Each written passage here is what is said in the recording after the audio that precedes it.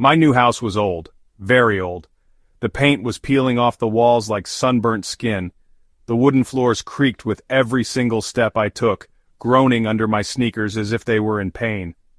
Mom and Dad said it had character. I thought it just had problems. We moved in on a gray, cloudy Tuesday. The moving truck rumbled away, leaving us alone on the quiet street. I looked out my new bedroom window. My stomach did a flip. Our backyard ended where the cemetery began. A rusty iron fence was the only thing separating us from rows and rows of old tilted headstones. I tried to be brave. It's just a cemetery, I told myself. It's just a bunch of old stones. But it didn't feel that way. The house felt like it was watching me, its dark windows like empty eyes. At night, strange shadows danced on my walls, cast by the gnarled branches of the ancient trees in the graveyard next door. I would lie in bed, pulling my blanket up to my chin. I could hear the wind whistling through the cracks in the window frame. It sounded like a sad, lonely sigh, and I knew this place was different from any other house I had ever lived in. My parents didn't seem to notice anything strange. They were too busy unpacking boxes and painting the living room a cheerful yellow. "Isn't this great, sweetie?" Mom asked, her smile wide. I just nodded, not wanting to worry her. But how could she not see it? The air in the house was always cold, even when the summer sun was shining brightly outside. It was a deep, biting cold that seemed to seep out from the walls themselves, a cold that made the hairs on my arms stand up straight. It was the kind of cold that you feel in a dark, damp basement.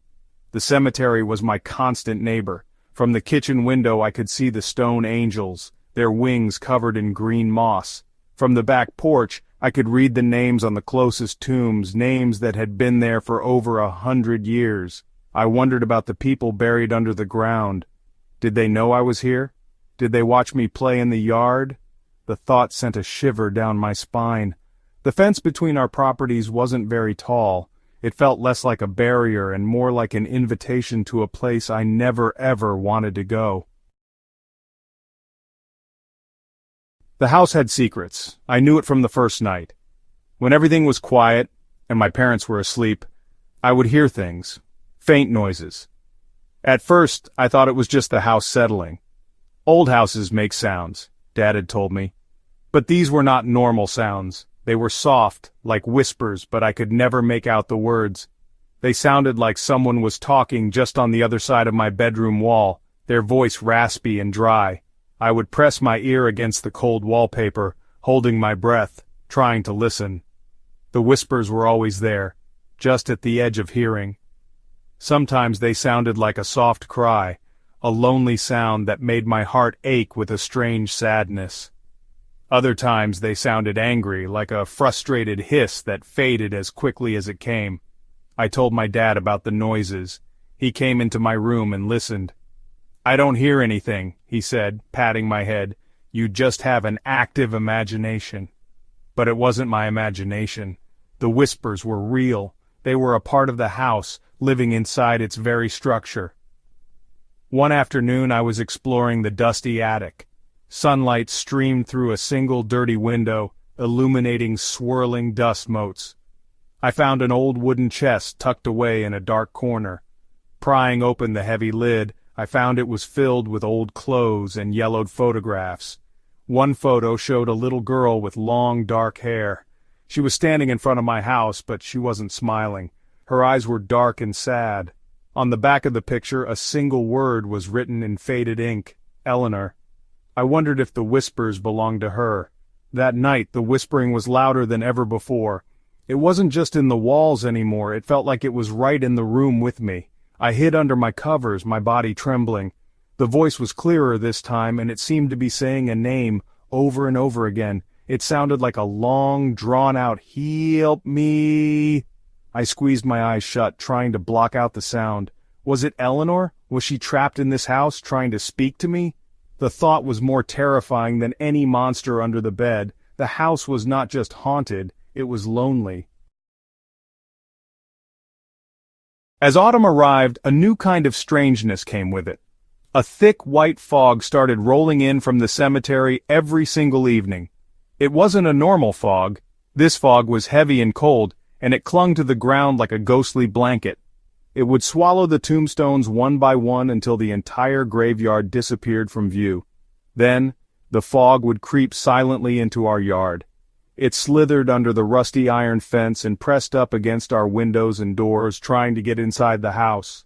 I would watch from my window, my heart pounding in my chest. The fog moved with a purpose, not like regular weather.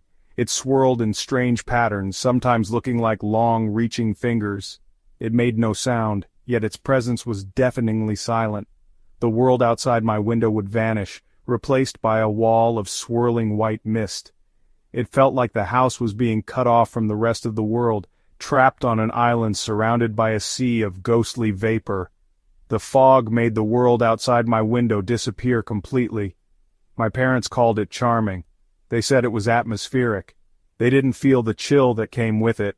They didn't see the strange shapes that twisted and turned within its depths. For me, the fog was a sign. It was a warning. It felt like the cemetery was breathing, exhaling its cold, dead air all over our home.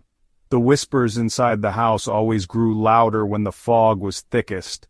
It was as if the mist gave the lonely voice more strength, carrying it through the walls and into my room with a terrifying clarity. One night, the fog was so dense I couldn't even see the porch light from my window. It was like the world had been erased. I sat on my bed, staring into the impenetrable white gloom that pressed against the glass. The house was completely silent except for the sad, whispering voice. I felt a deep, chilling loneliness, as if I were the only person left in the entire world. The fog wasn't just outside anymore. I felt its coldness inside the room, a damp chill that settled deep in my bones and made me shiver uncontrollably.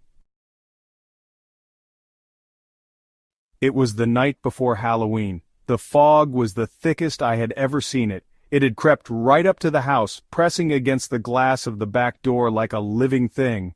I was in the kitchen, getting a glass of water, when I heard it.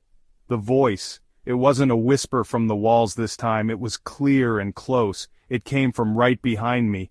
"I'm so cold," it said. The voice was small and sad like a child's. I froze, my hand trembling, the glass slipping from my fingers and shattering on the floor. I spun around. There was nothing there, just the empty kitchen and the swirling white fog on the other side of the glass door. But then I saw it. A small handprint was forming on the inside of the glass. It was the handprint of a child, appearing slowly out of the condensation. The fog outside swirled, and for a terrifying second, I saw a pale face in the mist, a little girl with dark hair and sad eyes.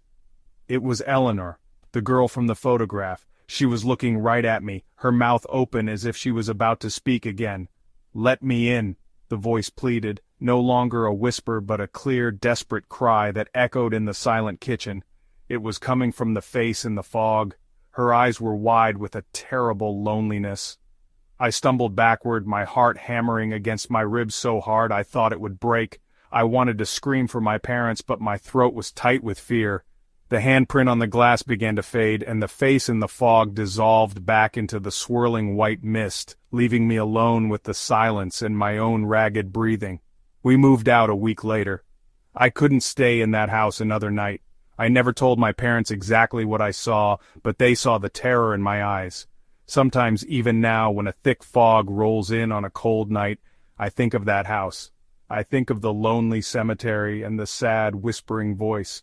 I think of Eleanor, trapped between the world of the living and the world of the dead, and I wonder if she is still there, her pale face pressed against the glass, her small voice begging the next family to please let her in. Please let